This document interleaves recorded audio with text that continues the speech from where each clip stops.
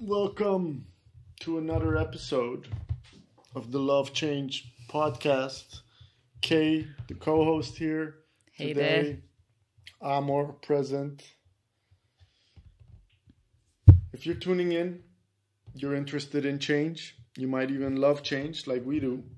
And you care about having human connections that are open, shame-free, without taboos. And today's topic is FOMO. FOMO. Tell us a little bit about FOMO, Cake. What does that mean for you? Serious topic. I was thinking about it. I was researching a bit about it, and basically the term only started to be evident in '96. That's why a marketing guy was researching on it and writing about it, which is pretty interesting. Like the idea of FOMO existed before, but the term just got only formulated in '96. I think the more our life is speeding up, the more options we have, and of course, the more things we are missing out on. So that's where this thing is coming more and more to life, and people feel a true fear of missing out. Spoken like a true person who does not want to talk about themselves. Thank you very much for giving You're us welcome. the research and general statements about people.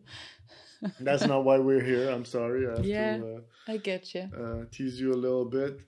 The format we have for the viewers and listeners also to know. Help us pick topics. Definitely. I lined up 3 questions for Kay around FOMO and her life. She did the same for me. Exactly. I have 3 questions for him. So you might as well shoot topics at us and questions. We'll be doing it without you guys as well, because we got to keep the show moving. But as we proceed, maybe there are things you would like to come back. Maybe there are some in-depth questions you have for us. And we're testing out this new format. So you want to bite it off, or should I? You go. You gotta go. First question I had for Kay is, what is the weirdest or strangest FOMO that you have had? That's a good question.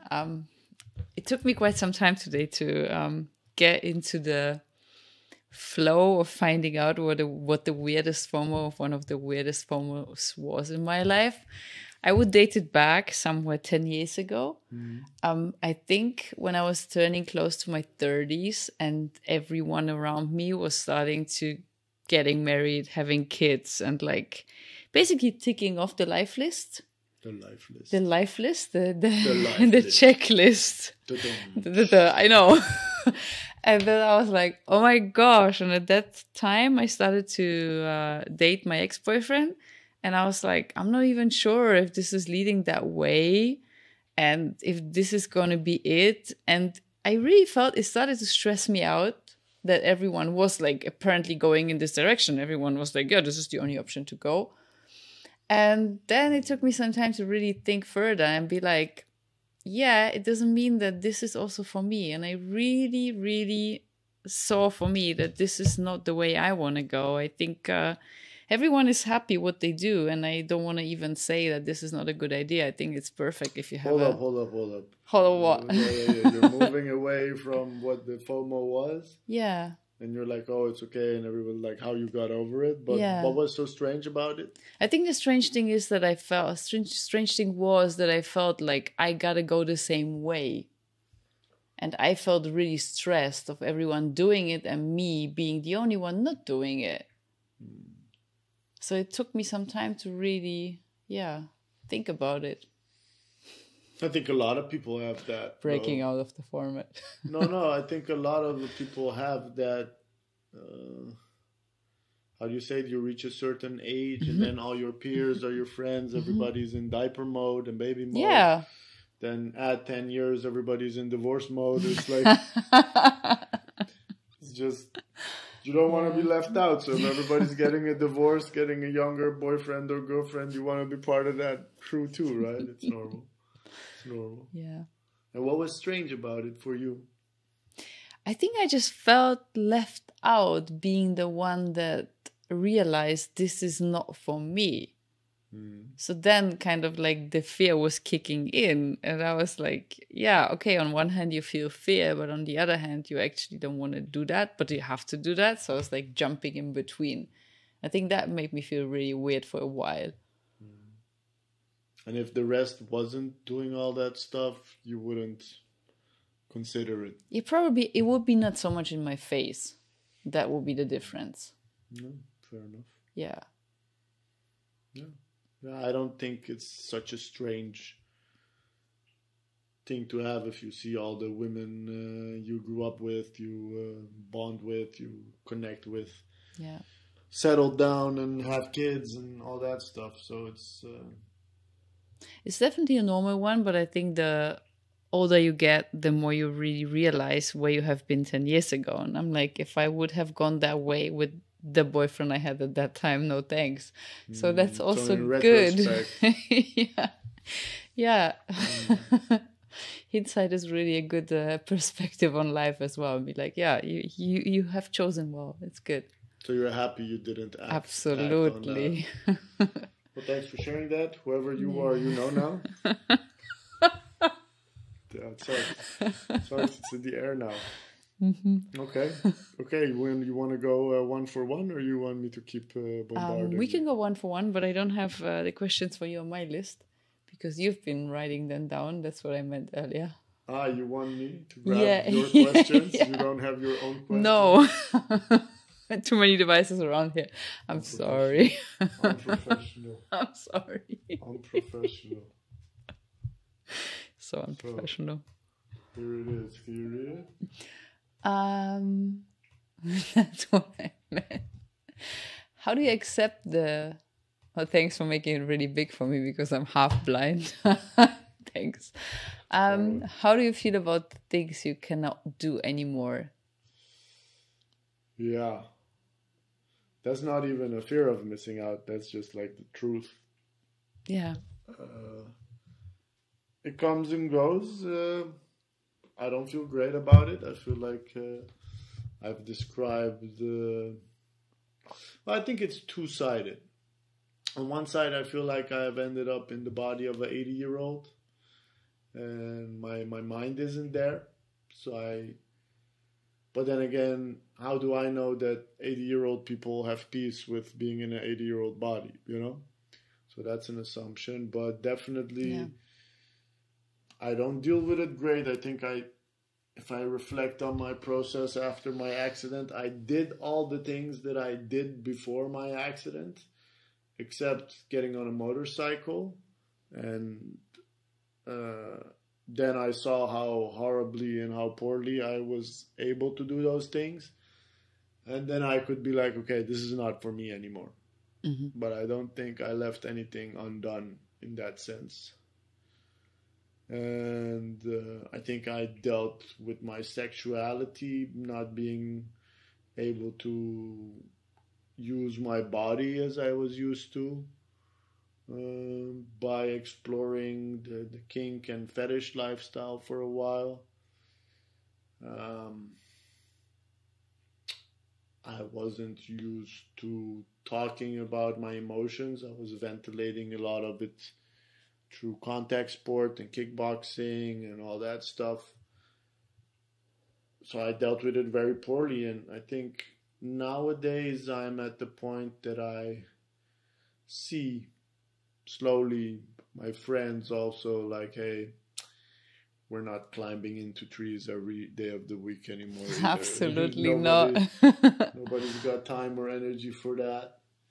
But yeah, I think there's a big part of sadness and loss in being like looking, for instance, your motorcycle, or if I see my friends with a motorcycle. I love bikes. I enjoy riding a bike. I think it's a nice, one of the nicest thing you can do as a human being, and not being able to do that anymore is on one side saddening, but I have plenty of memories. I've gained a lot of kilometers on the bike or kickboxing or just... I think you did even way more kilometers than I did, so...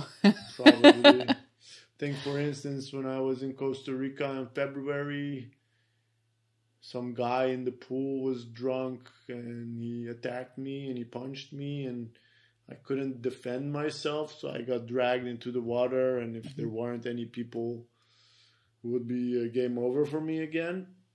I think those moments are really tough, rubbing in your face that, you're kind of left at the mercy of others.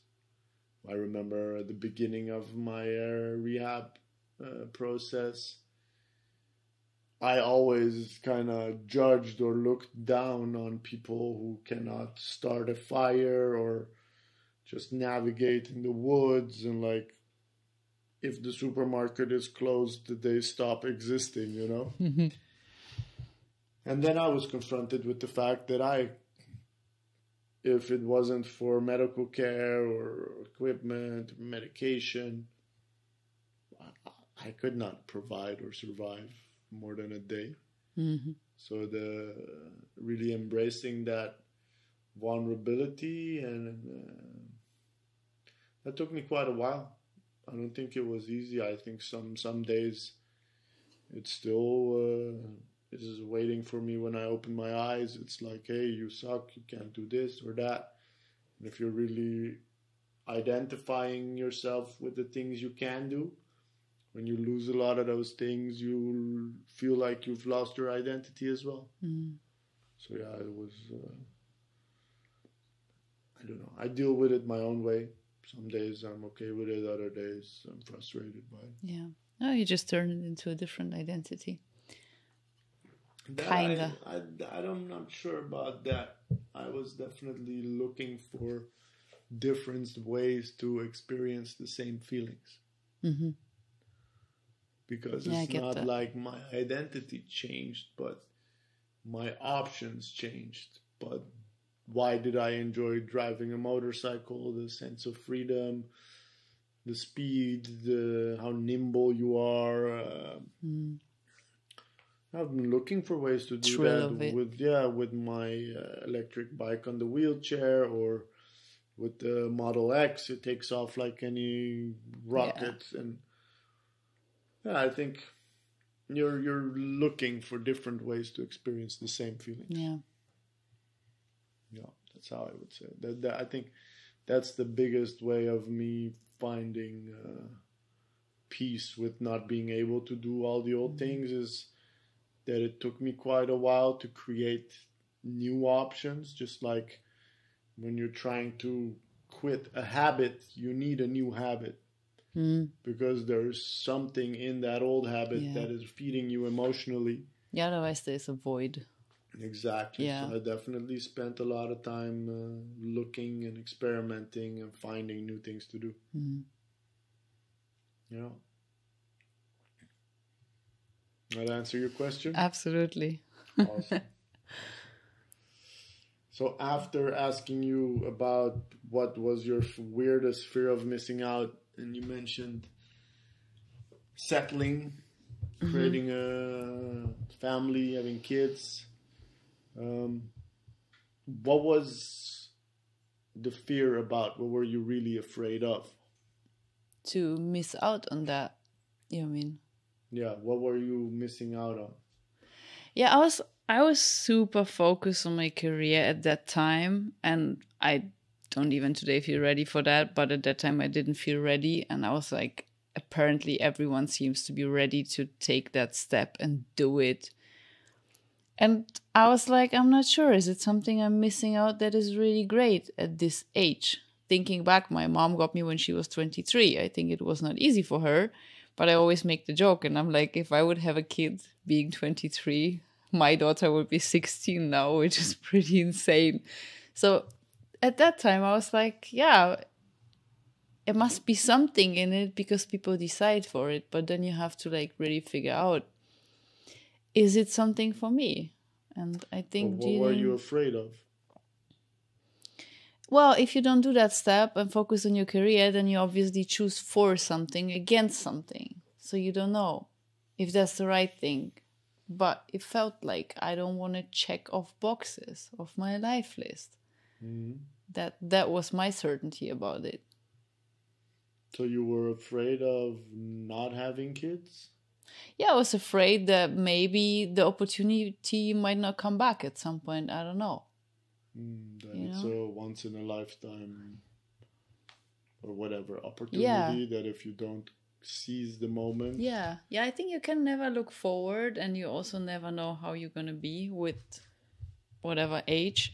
And I think now I really see it differently, and I'm like, it was absolutely the right decision, and it was good, but you can only see it in hindsight. In that moment you're like, okay, everyone is apparently getting into that game, and I'm not. Is that right or is that wrong? But at the same time, it didn't feel right with the person I was with and all the circumstances. And both things would have not gone hand in hand. So it was also a choice. And I was just completely focused on my career, which definitely took off at that time. So, yeah. And if you would have chosen to settle, then you would have missed out on your career. Most probably, yeah. And you were more afraid of losing out on your career than losing out on kids? Is that how you made the decision? No, definitely no. I think I made it up on a sense of selfishness as well, because I was like, those things can just wait, and I'm just going to focus on my career. I don't feel like I can do it the other way. So that's why I just focus on that. But the sense of selfishness was like, is that a good place for this decision? If that makes sense. Yeah, it's like if you decide for your career, you just decide for yourself. You don't really consider someone else. You don't consider kids. You don't consider something that is a family. You're just like, I want to do a career. I want to focus on that. So it's a selfish decision in some ways. So you were afraid of not having the opportunity? Just trying to recap if I understand you correctly. Because everybody else was seizing that opportunity in that moment. So it made you doubt whether your order in doing things in life, because you had your order, like, first I'm going to get the career, and then I might settle or not. I'll see you afterwards. Yeah, I didn't have many people to compare myself with, because I was really young when I got promoted for the first time. I kind of like went all the way up in my career. And that's why I was kind of felt left out, because everyone else was like, yeah, we're just going another way. So then you doubt yourself even more. So you had trouble really trusting your own instincts there. Yeah. That makes sense. Yeah. If I could write a letter to the 10-year younger me, I'd be like, that was a good one, guy. Yeah, you're happy with it? Absolutely. So you didn't let the fear of missing out on starting a family at that age influence your choices, but you did feel it. I definitely felt it, yeah. How do you feel such a thing? That fear? Yeah. Well, you just see what people do around you, and you see them having kids, and that's definitely a beautiful thing, to have a family. So if you see that, you're like, yeah, then you really just doubt it on the way. You were afraid of ending up alone or something. I don't know. Just like maybe missing the chances of having kids, just missing the moment, the right moment for that. The right person, the right moment, the right time. Because of a sense of selfishness and focusing on my career. You felt selfish for choosing your career over that. Yeah, fair enough. I think, I don't know, it's up for people watching and listening to comment or respond. Male or female, doesn't matter, but whether it is something that you recognize yourself in, to be like, when you see all your peers settling down, that you feel like you should also, because it's an age thing or something. Also just the majority of your peers going in the same direction, and you obviously swimming against the whole pack. That's why it's like, okay, am I going the right way? Yeah, but I think what's different for you is that you made a conscious choice to not go that way. And maybe a lot of people also want to make that step, but don't have the partner or can't conceive a baby. relationships clash, whatever. These things are very painful things to want and not get. Mm-hmm. And you didn't want them intrinsically. You just Mm-hmm. saw everybody else doing Mm-hmm. it. And you were like, oh, am I doing something wrong that I'm making Mm-hmm. different choices? But I believe a lot of people do have a certain idea about what age they want to have kids. Mm-hmm. I think many people are super strict about it. Yeah. Like, seriously, yeah. And that creates That creates a lot of stress. And that's the FOMO Yeah. right there, right? Yeah, and it's also like then you kind of try to bend everything into this shape. So if you with someone, you're like, yeah, he has to be the father of my kids or whatever. Like you try to really bend everything into this shape, and you just like try to force things, which I don't believe is never like a good way to go. But then you really like, okay, this is basically the end ready, line. yeah, This is the ready, goal. yeah. This is where we want to go. Like, oh, yeah. So, yeah. I think if I hear you correctly, basically other people's FOMO moving into that phase rubbed off on you. Yeah. Right? That is Maybe a that very was, good observation. Yeah. What was weird about it for you, because Yeah. you had your ducks in a row. You're like, hey, it's career time, boom, let's go. I have a boyfriend, but hey, it's not family time for Yeah. me. And then everybody else is like moving into kid style, and you're like, Yeah. what am I doing? Yeah, I think it definitely, if you compare yourself to your peers, I also have one friend who had kids very young, the age of 20, so he was an outlier. But the past couple of 2-3 years, definitely most of my friends are having kids. And also the conversations I have with them about the ones that don't have kids is usually some kind of disalignment, whether one of the two partners wants kids and the other one doesn't yet. Yeah. Yeah. But it's definitely a age life phase thing. Yeah, it's really Impacts a lot of people. Yeah, it's a phase where people are like, okay, what's the next step? Like, what is gonna happen now? Yeah. Yeah. Yeah, thanks for being honest about that. Sure. You up again? Me up again? Yeah, A you're up question to again. you. Yeah. How do you accept the feeling of FOMO? You said earlier that you sometimes have days where it like really wakes up with you. So how do you I think look at it? the real FOMO that I have seen around me, like people like, oh, there is a new bar, we have to go to the new bar, or there are these new shoes, you have to have these new shoes. Tell me about that. I have that with select things like audio. I remember when I was like 14 and there was this specific Pioneer stereo set that I wanted, and I didn't have the money, but it was on sale. I was asking my parents for the money and they didn't give it to me. I was like, fuck, I missed out on that one, and I bought it later, a broken one, fixed it, blah blah. So I do understand the really wanting something. And I think for me, for instance, 2-3 years ago, a good friend of mine got married, and his bachelor party, the activities were like kayaking and paintballing and a whole bunch of active stuff. And I just joined for the paintballing, and people just planted me in the woods and gave me a gun and started shooting me. So I think definitely a big part of accepting it is like making the best of what you have. If you don't try the like trimmed down version that's available for you with your physique, then you're completely left out. Then you do not participate, okay?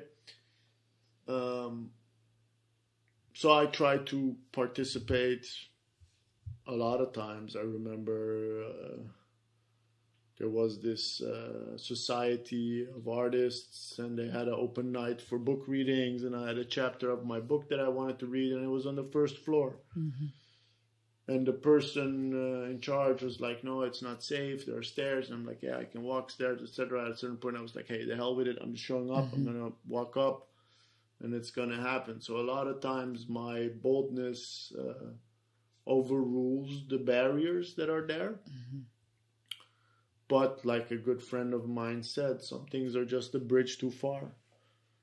And then you gotta acknowledge that it makes you sad that you cannot participate. But I remember when I was like in the second or third year after my accident, a psychiatrist told me you should hang out with people with disabilities more. And I was like, the fuck? Oh my gosh. Let me join a Facebook group.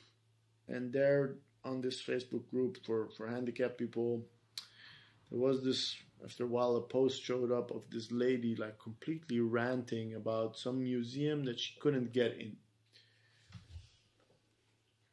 And what was strange for me is that in that moment I realized, because of the way I look, I grew up my teenage years being denied access to a lot of places. You know, like bouncers being racist or discriminating or just being a usual suspect.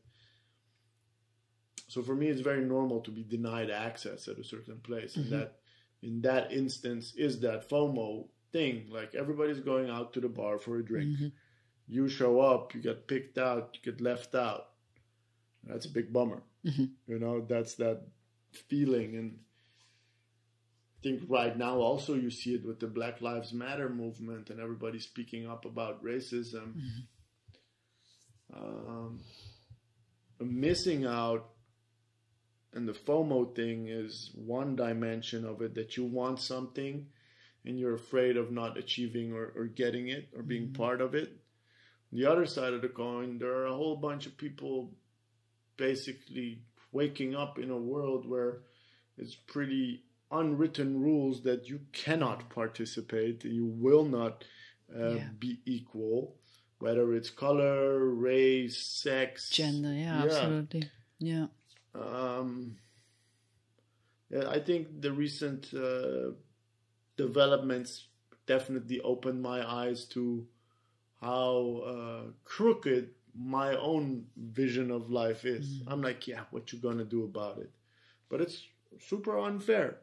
If all white people would get treated the same way that I got treated, being addressed by police, being picked out of lines at airports, all these things, they would be ranting. They would be having rebelling, having traumas and like starting groups that are suing governments and companies. Absolutely. So a big part of me being able to accept that I cannot participate in a lot of things is the shitty conditions of this multicultural society that they're so proud of in Holland, but there's a lot of hidden layers of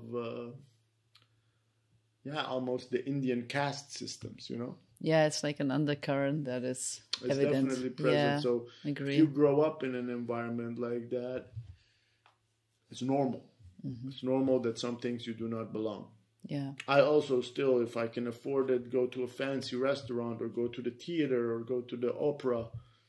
The only foreigner there, and you're like, you feel like you shouldn't be there almost. That's not right. So I definitely made me aware of how much of it I do to myself. That's why also one of the keynotes I have is include yourself. You know, this exclusion experience that FOMO is a part of. A lot of it is in our own hands. Like you can choose to be like, hey guys, I want to join your group. But because you have like an outsider experience, you just assume that they will not include you. And this wheelchair definitely has made me like the one to love. So I come from that background of not feeling like I can belong and an outsider complex. And then I show up, and because I'm in a wheelchair, everybody embraces me. The whole group take cares of me as a community because people are kind. And then I am stuck with the internal conflict, like, hey, I'm not supposed to belong. I should be left out, not because I'm in a wheelchair, but because that's what I was used to all my youth. So it's definitely confusing most of the time, and definitely in my own hands whether I allow that fear to rule my life and build my decisions on it. Yeah. Or I step over it and then I enter a whole world of embrace. Yeah.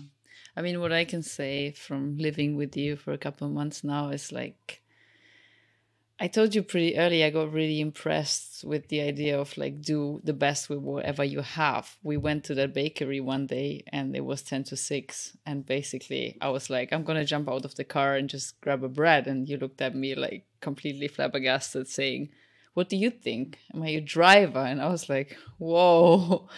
And that mindset just blew me off my feet. Like, seriously, I think that made me realize that your mindset is super unique. Like, you could find millions excuses to not do things, but you just don't give a shit.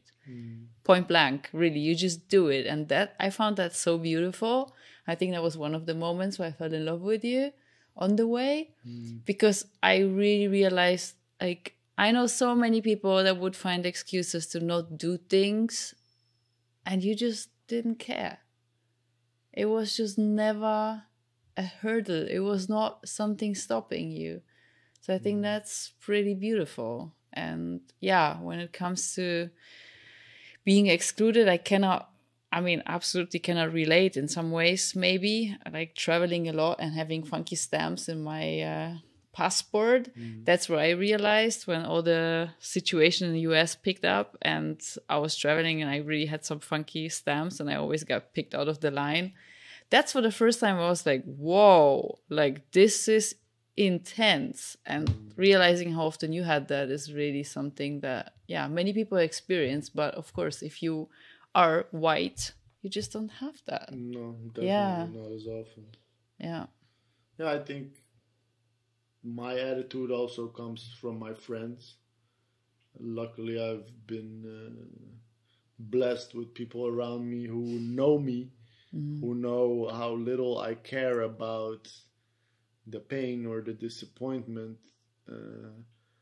I remember in Japan, there were 4 of us and we were like on this little island that had a lot of deer and temples, and there was a cable cart. And the cable cart was on the top of one of the hills, and it was like super steep, and the guys were like pushing and cramping and like taking turns and slipping and like full beast mode. And then we got to the cable cart and it had 2 flights of stairs. So we all got crushed by the whole not being able to do the thing. Fuck. But yeah, you gotta be willing to risk that disappointment. You gotta be willing to go there and be like, that's what difference between cultures as well. Like in Holland, everybody expects everything to be either accessible or you just don't go in. And if I look at third world countries, South America, and generally the nature of humans is like, let's just pick the guy up and take him up the stairs and whatever it is, it's not a problem. But in Holland, there's a big trust in the system that it should be taken care of, and that's why we as civilians should not get involved. But that's complete nonsense.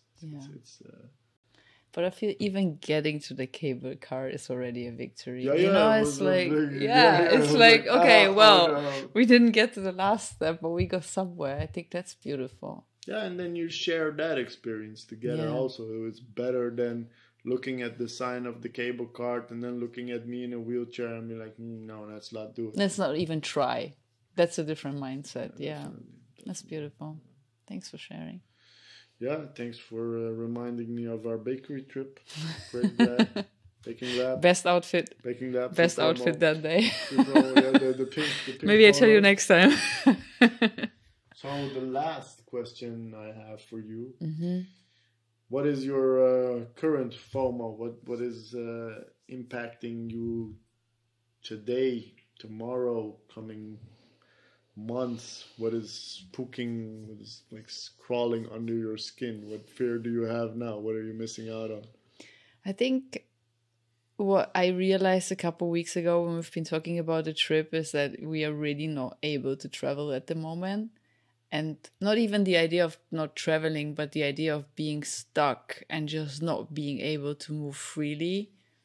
That kind of created something in me. And I was like, I was really drifting off into the future. And I was like, oh my gosh, how is that going to be? Like, I want to go to Japan this year for a month. And there's so much to see. And I just like, it really started to grow in me and be like this constant thing that was following me. And I was like, yeah, but you just can't go on like this. So I started to really sit with it and think just in present moments. That makes it really easier for me, and be just like, okay, it's gonna be somehow and it's gonna work out. And if you start living and thinking in the future, it's gonna take you nowhere.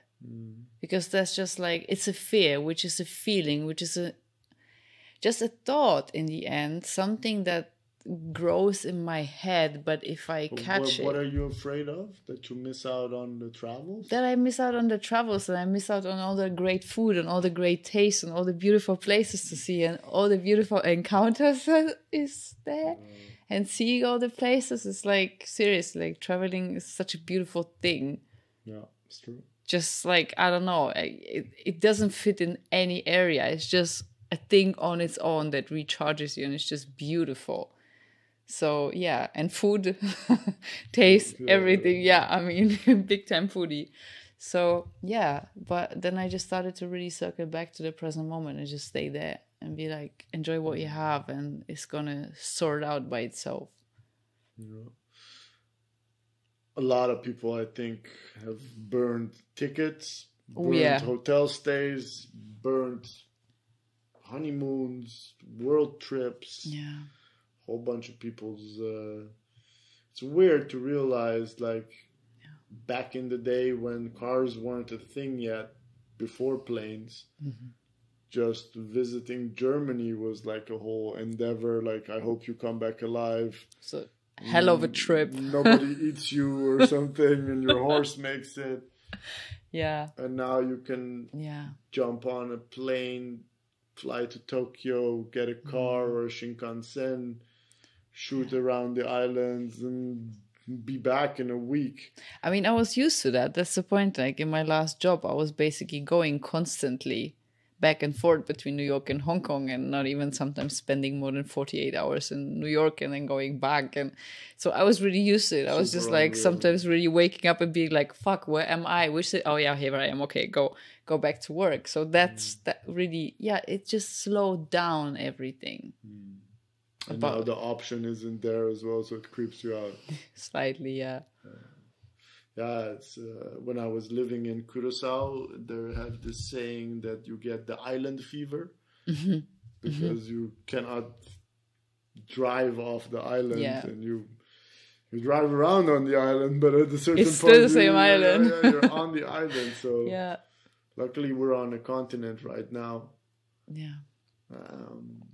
But I definitely have the same, that if I cannot go for a road trip, that's why I decided not to stay in Curacao. It's I think a plane is still a hassle, but just to see the landscape change by jumping into your car or a train and see different surroundings and different people and bakeries and pastry and food, and definitely the travel part is a big part of life. Yeah. It really makes you rich in your mind.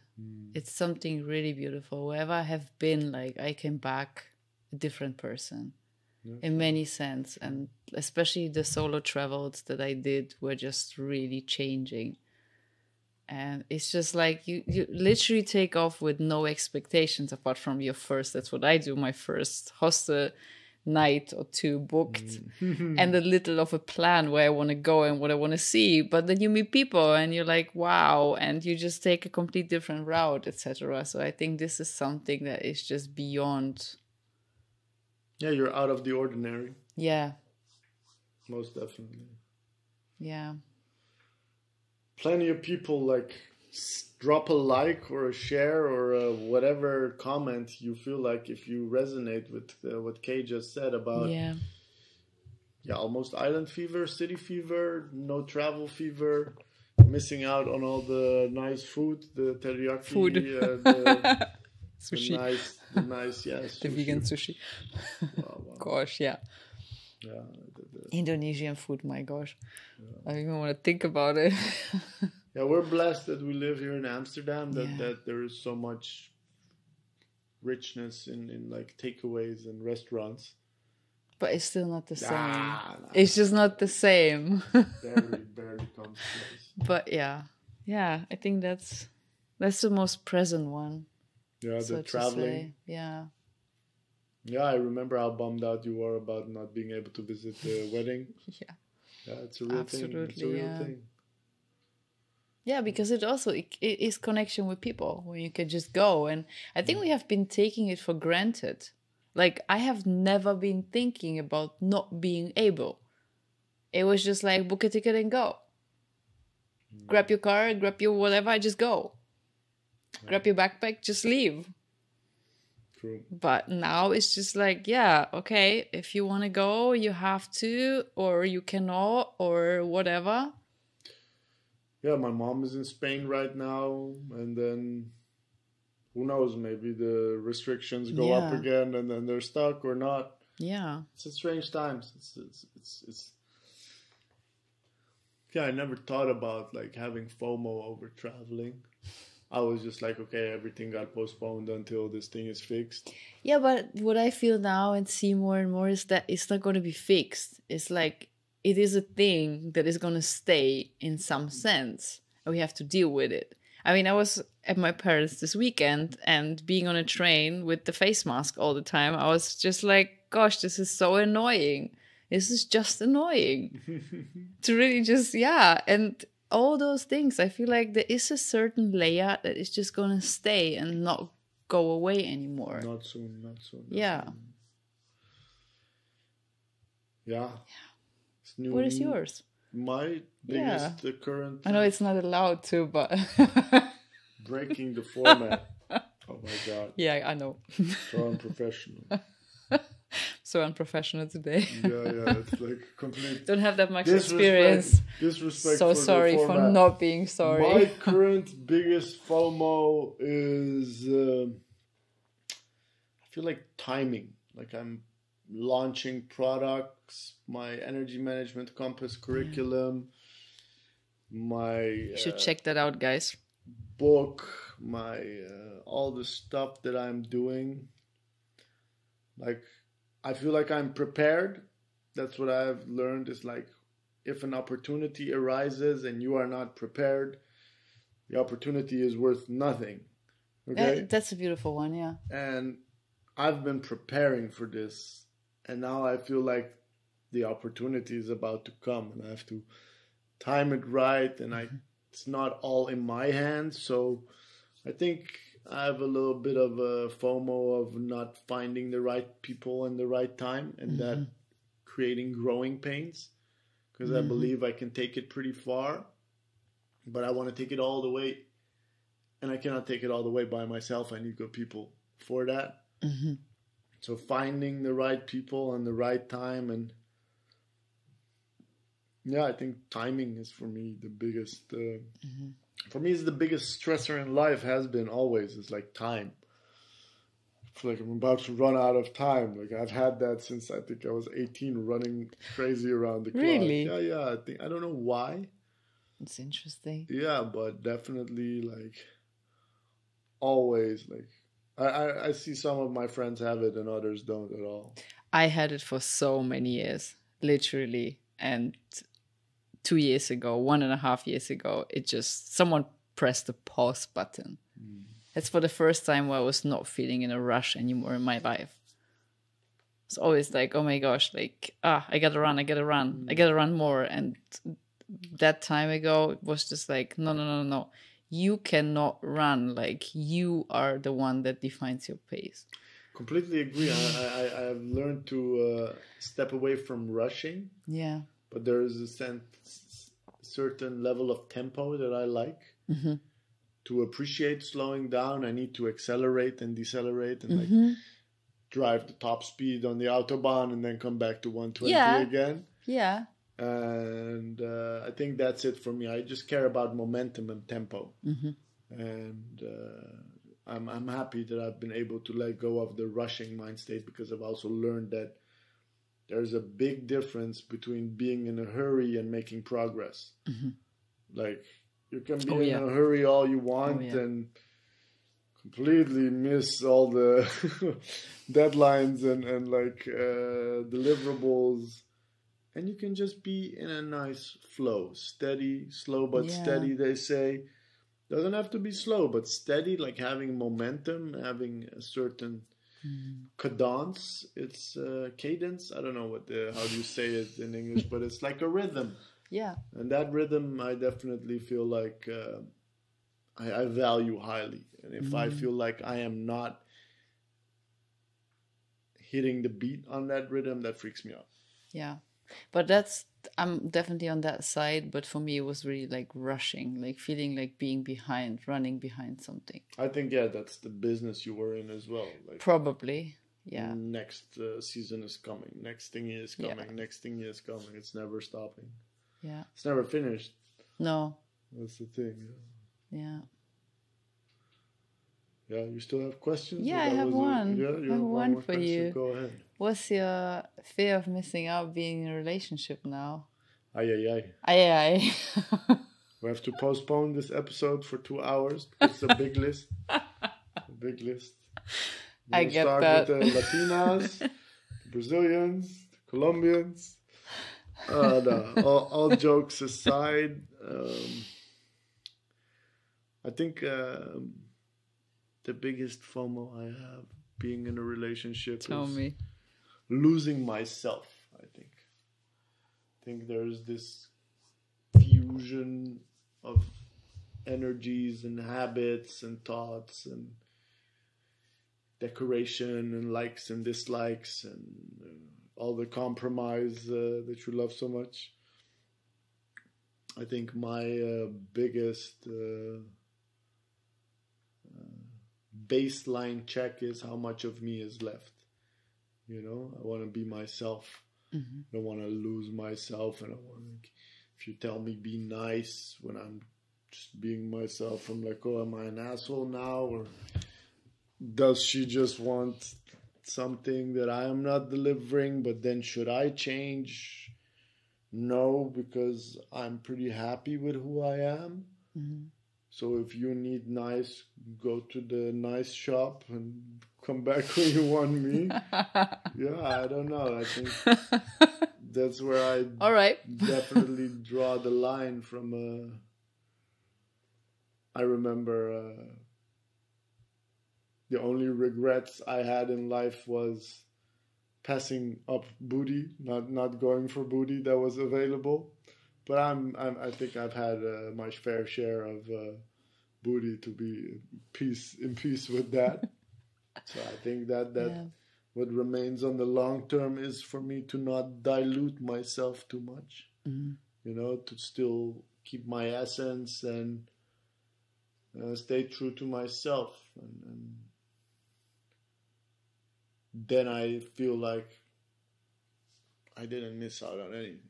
I was myself, I was with you, or we went through a ride together, and I got off it still being me. Because I do remember getting into relationships and twisting and turning myself in certain ways that afterwards I really needed to reflect and be like, hey man, that's not me. That was that other person's effect on me. Yeah. And I'll be honest, I'm like, fuck that. I want to be me. Absolutely. Amen. Seriously. Yeah. I just want to be me. And if you cannot deal with me, cannot level with me, that's all fair. That's the freedom we have in life. Yeah. But staying myself and actually walking the path that is all about revealing more of myself, I think that's something that I do not want to give up. Yeah. Yeah, that's a non-negotiable. No, I agree. I think I have lost myself many times in relationships. I couldn't agree more on that one. And I think if it just doesn't, if like two people cannot find a way of like making it work, then somebody's ringing the doorbell. I don't know. Real life is going on. We're in a house. We're in a living room. I think if two people cannot really work it out to stay themselves, I think I have to open the door. Yeah, I can get the door. I'll do a little commercial intermezzo. Everybody, it was starting as the Amor podcast. Kay decided to be a co-host. Or we decided that Kay should be a co-host. She got lots of wisdom and knowledge to share. She's back. All right, you did it? Delivery, yeah. Delivery? For us? Yeah, for us. Okay. Buying clothes again? No. FOMO. Back on track. So, just to finish my sentence. That the podcast is Love Change instead of the Our Muto podcast, which basically means the same. Our Muto is Love Change. Kay loves change. I love change. Finish your sentence, Kay. Yeah, I was about to say if you don't keep yourself in a relationship, then I think the relationship is worth nothing, really. I think when you said it, that's beautiful. That's really resonated with me. I think that's super important to stay yourself and create something third together. Yeah. So, yeah. Yeah, amen to that. Yeah, love change. That's a wrap for today. We've explored the fear of missing out a bit. Hell yeah. Hell yeah. So if you're stuck in the same boat of feeling like your peers are having kids, or you're feeling left out because of the way your skin is colored or your sex you have at your office, drop a comment. Share your thoughts, your experiences, what your biggest FOMO was in life, how that impacted you. How do you accept not being able to participate in certain things like I have to? And if you care about food, Asian food especially, definitely drop a like, share this, and yeah, but also if you have proposals for topics we should talk about, you want to talk about, definitely drop them as well. We gladly pick up on stuff.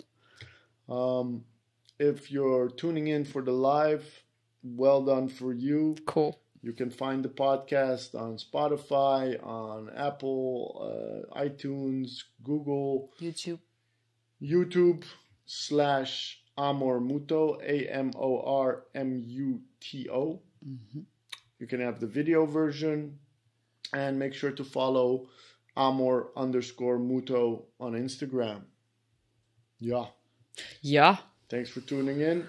See you next week. Thanks, guys. Bye-bye.